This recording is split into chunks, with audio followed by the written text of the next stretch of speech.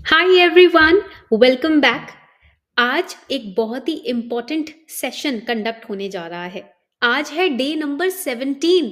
We have covered 17 days. Congratulations to each one of us, right? 17 दिन हमने साथ में पीवाईक्यू सॉल्व किए, हर दिन 10 क्वेश्चन। तो जस्ट हिसाब लगाओ, अगर हमने 17 डेज हर दिन 10 क्वेश्चन सॉल्व किए हैं, एक दिन में 10 क्वेश्चन सॉल्व किए हैं, तो 17 डेज में कितने हो गए? 170 क्वेश्चन सॉल्व कर लिए हम लोगों ने। So this is great, right? अच्छी बात है ना ये तो देखो, बेसिकली पीवाईक्यूज की जरूरत क्यों है, क्यों हम कर रहे हैं ये 100 डेज का PYQ challenge? Just so that questions जब भी रिपीट हो, या थीम्स जब भी रिपीट हो, या टॉपिक्स जब भी रिपीट हो, हम पहले से प्री प्रिपेयर्ड रहें, है ना? यही तो एम है ना हमारा। एंड वी हैव सीन कि PYQs are the only way through which you can understand the mindset of the examiner. आप एग्जामिनर के दिमाग को पीवाईक्यूज के थ्रू ही समझ सकते हो, ये तो जग जाहिर है ना? whenever you want to enter into a battlefield, you have to look at the previous fights of the opponent to understand the, yes, to understand the knowledge of the opponent, to understand the strategies that the opponent uses. मुझे पता है strategies change भी होती हैं, but कुछ चीजें inherent होती हैं, कभी चेंज नहीं होती, जो कि है थीम। किस थीम से, किस टॉपिक से क्वेश्चंस रिपीट होते हैं? क्वेश्चन पूछने का तरीका बदल सकता है, बट सिलेबस तो वही है, थीम भी वही है, टॉपिक्स भी वही है, राइट? इसीलिए हम पीवाईक्यूज को कवर कर रहे हैं डेली, ताकि आपके जीएस का पूरा सिलेबस का रिवीजन यही हमारे साथ 100 दिन में हो जाए। ठीक है, शुरू करें आज का सेशन। सुबह मैंने आपको एक लिंक दिया था, ये जो 10 क्वेश्चन है इनको सॉल्व करने का। आई होप आपने टेलीग्राम कम्युनिटी पे उस लिंक को क्लिक करके क्वेश्चन सॉल्व जरूर किए होंगे। अब हम क्या करने वाले हैं, उन्हीं क्वेश्चंस को डिस्कस करेंगे, सो दैट अगर आपके कोई डाउट्स है वो सॉल्व हो जाए, और हम हर क्वेश्चन के ऊपर एक माइंड मैप बनाएंगे, ताकि आपकी क्लास में साथ साथ नोट्स बनते जाएं, उनको आप रिवाइज कर लो, आपका कंप्लीट जीएस का रिवीजन हो जाएगा मेरे साथ। ठीक है, शुरू करें आज की class. Very good. So this initiative has been started by our superhero Super Karthik sir, who is also an all India rank 529। UPSC 2017 के अटेम्प्ट में इनकी 529 रैंक आई थी, और इन्होंने 3 अटेम्प्ट दिए थे, तीनों अटेम्प्ट में प्रीलिम्स इनका क्लियर हुआ था। तो यहाँ एक्सपर्ट के अगर इनिशिएटिव्स की बात आती है, तो वो कुछ सोच कर ही लेते हैं, उनको पता है कि पीवाईक्यूज कितने इंपॉर्टेंट है, उन्होंने खुद पीवाईक्यूज को 2 से 3 बार रिवाइज किया है। तो उसी माइंडसेट के साथ आपके लिए ये चैलेंज हम लेकर आए हैं। तो अभी तक हमारी टोटल 16 क्लासेस हो गई हैं, today is 17th class. Let's get started. अरे हाँ, मैं शेयर करना कैसे भूल सकती हूँ, लास्ट डे 16 में जो हमारे टॉपर्स थे, वो थे अभी, Priya, Siddharth, Venkat, Harsha, G Mohan, Navya, Harsh, Suresh, Farhana, Nancy, Shweta, Mohammed, Abdul and Muskan Khetan. Congratulations. अगर आप क्लास में अभी आज मौजूद हो, तो प्लीज एक बार कमेंट सेक्शन में just raise your hand. Okay, hi, hi everyone. सबके कमेंट्स आ रहे हैं, सब क्लास में हेलो हेलो बोल रहे हैं। Hello everyone, good evening everyone. ऐसे ही जो मैंने टेस्ट लिंक आपको टेलीग्राम पे दिया है, उस पर अगर आप टेस्ट देते रहे, तो आपका भी नाम लीडर बोर्ड पे जरूर आएगा। ओके, मुझे भी चांस मिलेगा आपका नाम अनाउंस करने का। चलिए शुरू करते हैं विद क्वेश्चन नंबर 1 फटाफट से। ठीक है, what you have to do is, you have to first tell me the answer, then we will understand through a mind map, उसके बाद हम इसका करेक्ट आंसर देखेंगे। तो फटाफट से क्वेश्चन नंबर 1 पढ़ते हैं। Question 1 is saying, in the Government of India Act 1919, the functions of provincial government were divided into reserved and transferred subjects.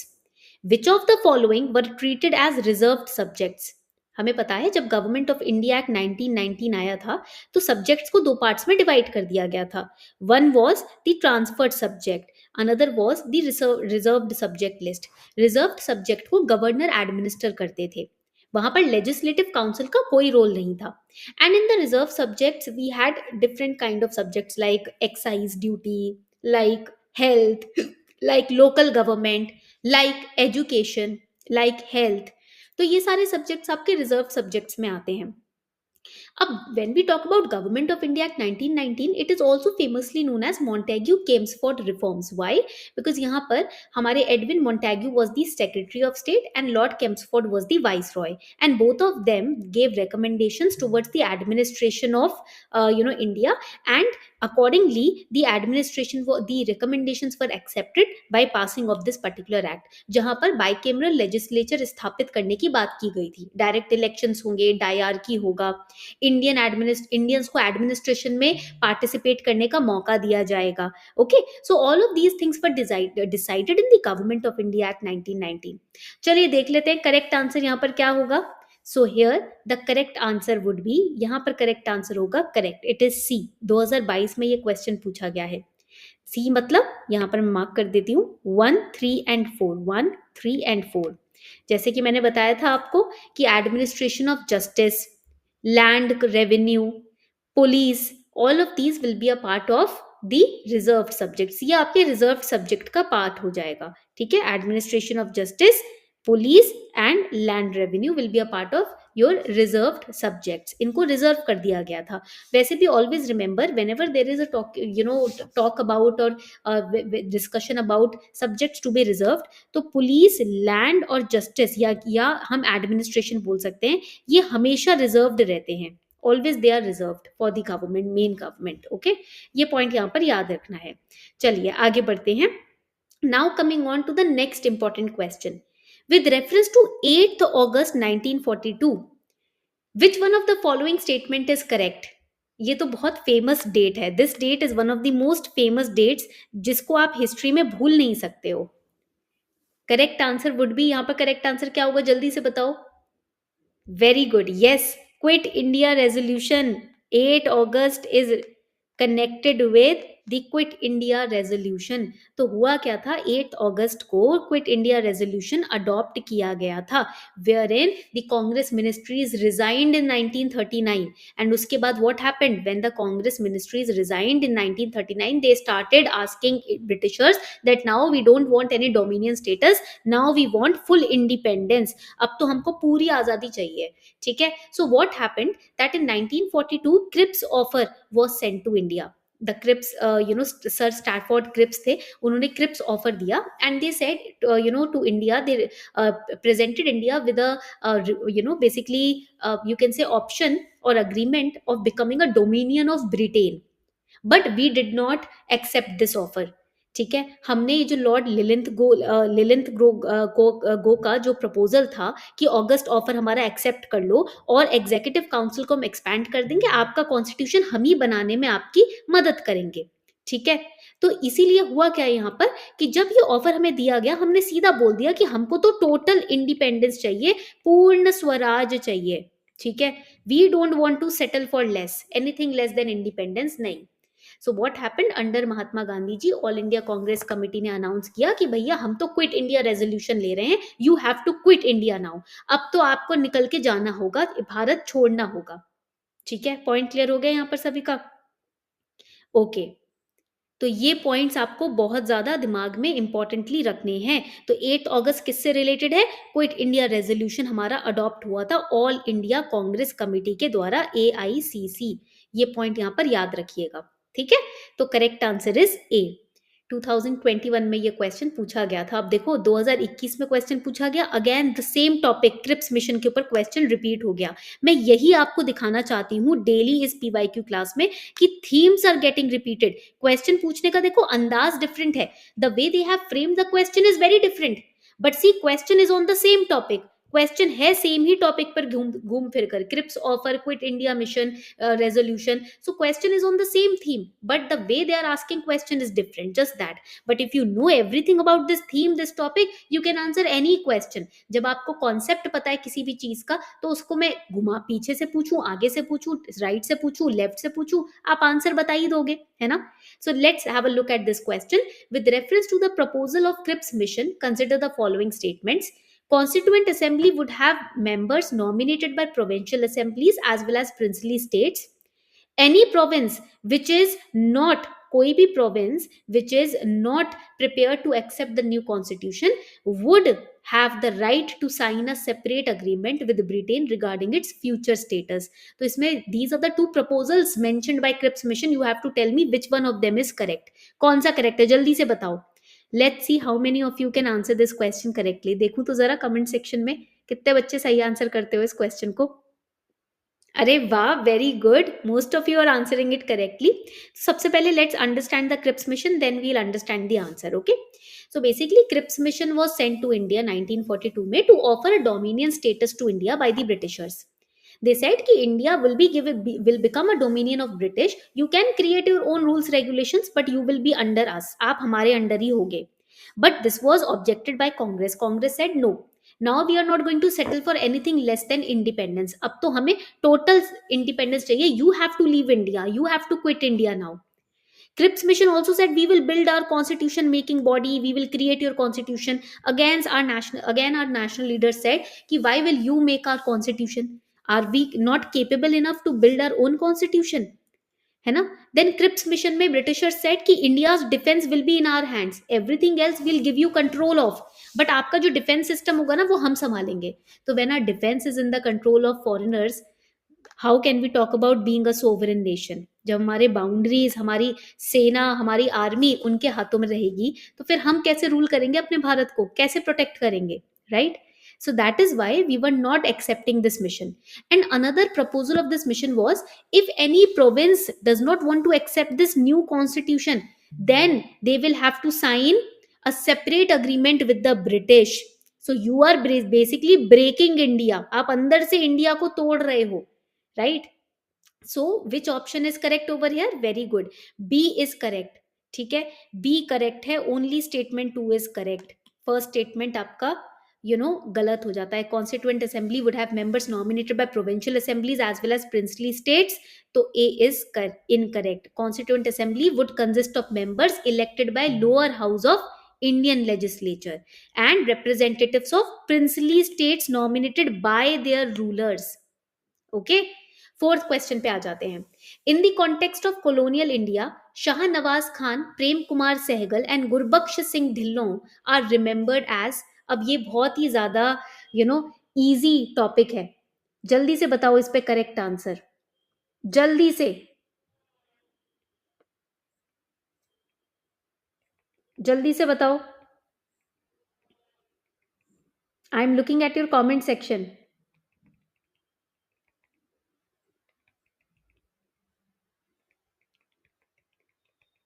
अरे वेरी गुड, सब लोग बहुत अच्छे से मार्क कर रहे हो answer. I am just looking at your comment section. Very good everyone. Correct answer is D. Yes, very very good, very proud of you. D is the correct answer. बहुत ही बढ़िया. तो जरा इमेजेस देख लेते हैं, क्योंकि visually when we are studying something it becomes really easy for us to remember, है ना? सो दिस वी हैव, यहाँ पर हम देखेंगे, we have major general Shahnawaz Khan, colonel Gurbaksh Singh Dhillon, colonel Prem Kumar Sehgal.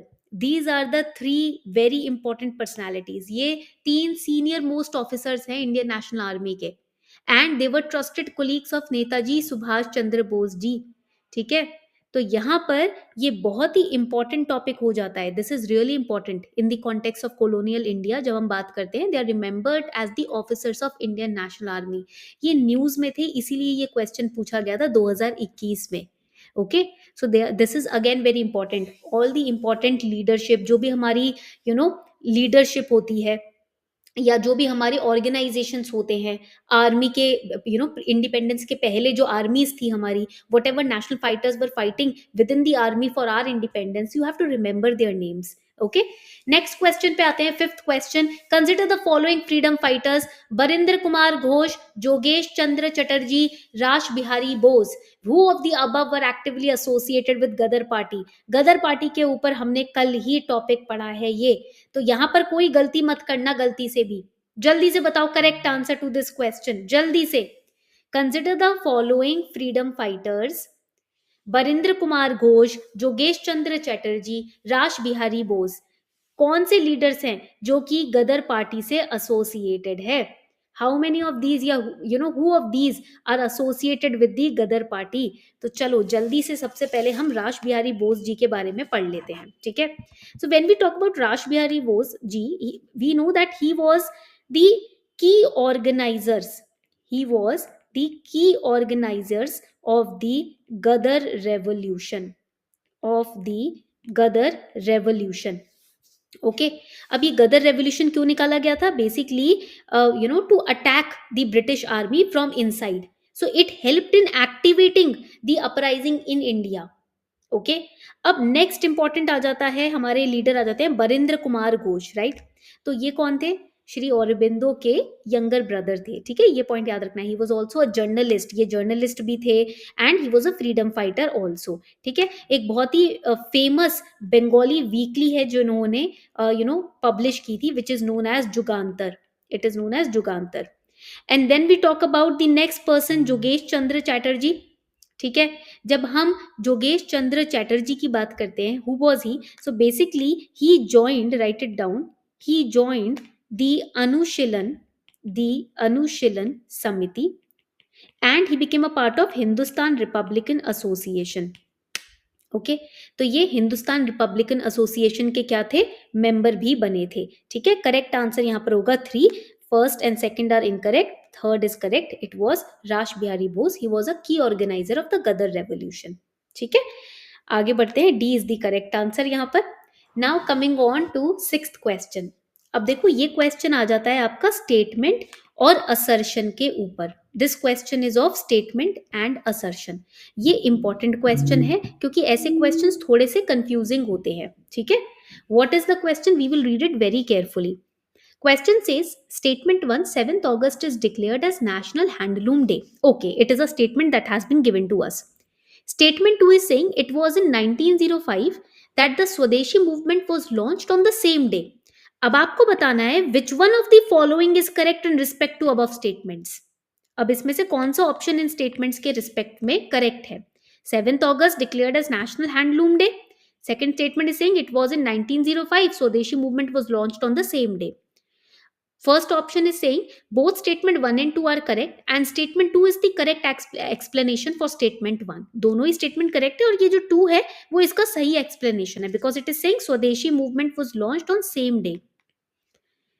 Second statement is saying both statement 1 and 2 are correct and statement 2 is not correct explanation. देखो जब हम बात करते हैं यहाँ पर नेशनल हैंडलूम डे की, सबसे पहले इसका मतलब जानना जरूरी है। It is celebrated on 7th August 2022, ठीक है।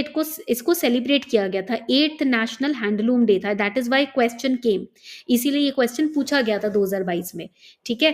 Why, because it was celebrated at that time, it was in current affairs. वैसे तो हर साल 7 अगस्त को ही सेलिब्रेट किया जाता है, every year on 7th August it is celebrated, okay, 7th August it is celebrated. Now what is the objective? Objective क्या है, देखो basically the objective is to highlight the contribution, of handloom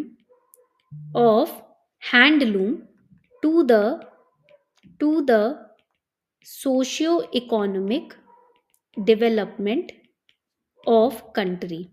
okay, ministry of textiles के contribution को, handloom के contribution को highlight करने के लिए, सेलिब्रेट करने के लिए, ठीक है। And do you know that national handloom day is being observe, it was also observe, वैसे तो हर साल ऑब्जर्व होता है बट 2015 में भी इसका एक बहुत स्पेशल सेलिब्रेशन हुआ था, ठीक है। So again this is important कि हर साल 7th August को सेलिब्रेट होता है। Now next statement is saying that it was in 1905 that swadeshi movement was launched on the same day. ये बात भी सही है, ठीक है। 1905 में 7th August 1905 में स्वदेशी मूवमेंट को लॉन्च किया गया था, ठीक है, सेम डे। इसी को नेशनल हैंडलूम डे भी बोलते हैं। Why, because handloom basically it belongs to our own nation, right. Swadeshi products which are created in our own nation, है ना। तो अगेन statement 2 is a correct explanation of statement 1. We launched swadeshi movement on the same day because we wanted to portray to the Britishers कि we have the capability of producing things and products in our own nation, okay. चलो, very good. तो 2023 में question पूछा गया था क्योंकि 2022 में ये न्यूज में था, okay. Now coming on to 7th question. अब ये टॉपिक तो हमने पढ़ लिया है already. Now no one can mark this question incorrectly. Montagu Chelmsford reforms of 1919 recommended granting voting rights to all the women above the age of 21. Government of India Act 1935 gave women reserved seats in legislature. अब आपको बताना है इसमें से correct answer कौन सा है। I will not answer this question अभी, first I wait for your answer. ध्यान से पढ़ना, Montagu Chelmsford reforms, government of India act 1919, बताओ जल्दी से। इसे मॉन्टफोर्ड रिफॉर्म्स भी बोलते हैं, मैं हिंट भी देती जा रही हूं आपको। Yes, very good. Comment section में आपके आंसर्स जग जाओ पहले तो, इतने कम बच्चे आंसर कर रहे हो, जल्दी से जल्दी सब टाइप करो। Yes, and if you are awake just type yes ma'am we are awake, एक बार हाथ रेस कर दो अपने, मैम जग रहे हैं हम, सो नहीं रहे हैं. Very good, correct answer is B. Correct answer यहाँ पर है B, only statement two is correct, क्योंकि मैंने आपको पहले ही हिंट दिया था, it was not all the women, only few women. ठीक है, जब बात आ जाती है ना ऑल की, ये अगेन क्या हो गया, मैंने हमेशा हिंट दी है, extreme statements. This is an extreme statement. ठीक है, ये पॉइंट यहां पर याद रखना है. ठीक है, चलो 8th क्वेश्चन पे आ जाते हैं everyone. With reference to Indian history, Alexander Rea, A H Longhurst, Robert Sewell, James Burgess and Walter Elliot, they were associated with. देखो अलेक्जेंडर ली जो है, री जो है ना, ये न्यूज में रही हैं अब अराउंड 2022 में भी एंड 2023 में भी. There was an editorial regarding ASI, that is why he was in news. Alexander Rea Indian Express newspaper में न्यूज में थे. ठीक है, so let's see how many of you can answer. Very good everyone, correct answer is A. 2023 में ये question पूछा गया था. Really proud of each one of you कि पहले से प्रिपेयर होकर आए हो सबके सब. Very very good. चलो नेक्स्ट क्वेश्चन पे आते हैं, second last question, one of the most easiest question. Songs from prison. Who among the following is associated with songs from prison? Translation of ancient Indian religious lyrics in English. बाल गंगाधर तिलक, जवाहरलाल नेहरू, मोहनदास करमचंद गांधी और Sarojini Naidu. Songs from prison. It is translation of Indian religious lyrics in English. Yes, very good. Really proud of you. Correct answer is C. C is the correct answer. Mohandas Karamchand Gandhi. तो हुआ क्या था कि जब मोहनदास करमचंद गांधी जी, हमारे महात्मा गांधी जी jail में थे, तो इन्होंने जो हिंदी में जो भक्तिमय गीत होते हैं ना, भक्ति के गीत होते हैं, उनको, भजन को इंग्लिश में ट्रांसलेट किया था. तो उसको बोलते हैं सॉन्ग्स फ्रॉम प्रिजन. जेल से जो इन्होंने गाने ट्रांसलेट किए हैं, जो भजन ट्रांसलेट किए हैं, इसको 1934 में पब्लिश किया गया था. बहुत ही इंपॉर्टेंट टॉपिक है ये पढ़ने के लिए. ठीक है, ऐसे अगर हम बात करें, औरोबिंदो घोष के बारे में आपने सुना होगा, है ना. So he also witnessed, he had the divine vision of lord Krishna when he was in jail, when he was in prison. Okay, तो काफी स्पिरिचुअल एंड मिस्टिकल स्टोरीज हैं हमारे फ्रीडम फाइटर्स की भी. चलिए लास्ट क्वेश्चन पे आ जाते हैं. By which one of the following acts was the governor general of Bengal designated as governor general of India. ये तो कल की क्लास में ही पढ़ा है, ऑलरेडी स्टडीड. कौन से एक्ट में गवर्नर जनरल ऑफ बंगाल को इंडिया का गवर्नर जनरल बनाया गया था? एंड देखिए ये जो क्वेश्चंस है ना, ये इंडियन पॉलिटी के फर्स्ट चैप्टर में, एम लक्ष्मीकांत बुक के पहले चैप्टर में ही सारे टॉपिक्स हैं, वहां से भी हम प्रिपेयर कर सकते हैं. And these are the questions जहां पर फ्री के 2 मार्क्स मिलते हैं. ये वो टॉपिक्स हैं जहां फ्री मार्क्स आप लेकर आ सकते हो. Regulating act, Pitt's India act, charter act 1793 और चार्टर एक्ट 1833. जल्दी से बताओ. Very good, yes it is D. ये 2023 में सबसे इजी क्वेश्चन था, मतलब सब खुश थे इस क्वेश्चन को देखे कि इतना क्वेश्चन इजी आ गया. Charter act 1833 was the act. Finally, the civil and military powers were given to Governor General of India. Lord William Bentinck हमारे पहले गवर्नर जनरल थे भारत के. तो डी इसका करेक्ट आंसर हो जाएगा. ठीक है, पर क्लास अभी खत्म नहीं हुई है, अभी आपका होमवर्क तो रहता है. मुझे पता है कि आपने अपने स्कोर्स मुझे अभी तक नहीं बताए. टॉप 10 स्टूडेंट्स के नाम तो मुझे पता है, बट आप सबके स्कोर्स नहीं पता. तो कमेंट सेक्शन में पहले तो आप अपने स्कोर्स बताओगे. ठीक है, और आज एक फन एक्टिविटी करते हैं. रेडी हो आप सब लोग? ठीक है, the fun activity is very easy. In the comment section you have to tell me, you have to just write, आपको बस लिखना है. ठीक है, first your year of attempt, कौन से ईयर में आप अटेम्प्ट दे रहे हो, पहले तो ये लिखना होगा. इज इट 2024 और 2025 और 2026, जो भी ईयर ऑफ अटेम्प्ट है कमेंट सेक्शन में लिखना है with your scores. And second you have to write, second आपको लिखना है. ऑल राइट, सब एक्साइटेड हो रहे हैं? ओके, सेकंड लिखना है, ma'am we are always awake. क्योंकि मुझे लगता है कि आप सो जाते हो सब क्लास में, कोई ढंग से रिस्पॉन्ड ही नहीं करता है. ठीक है, तो एक फन एक्टिविटी करते हैं, देखते हैं कितने बच्चे लिखते हैं ma'am we are always awake. ठीक है, तो पहले तो स्कोर्स लिखना, 1 scores, second year of attempt, third, ma'am we are always awake. कल मैं हर क्लास में ना हर बच्चे का नाम लेने वाली हूँ कि कौन कौन जगा हुआ था आज की क्लास में, ठीक है? सो एक फन एक्टिविटी है, let's do it. And if you have any other doubts ना, you can always reach out to me, ask@kalam.in पर आप हमेशा मुझे मेल कर सकते हैं, रीच आउट कर सकते हैं, है ना? कमेंट सेक्शन में डाउट पूछ सकते हैं, I will always be there to answer your questions. तो ये 3 जो मैंने फन एक्टिविटीज बताई है ना, ये क्लास के बाद करनी है। Ma'am we are always awake, ठीक है? ये नीचे कमेंट सेक्शन में लिख कर जाना ही जाना है, चाहे कुछ हो जाए। I will read all your names in the next session, ठीक है? All right, thank you so much everyone for participating in the class. Take care of your health.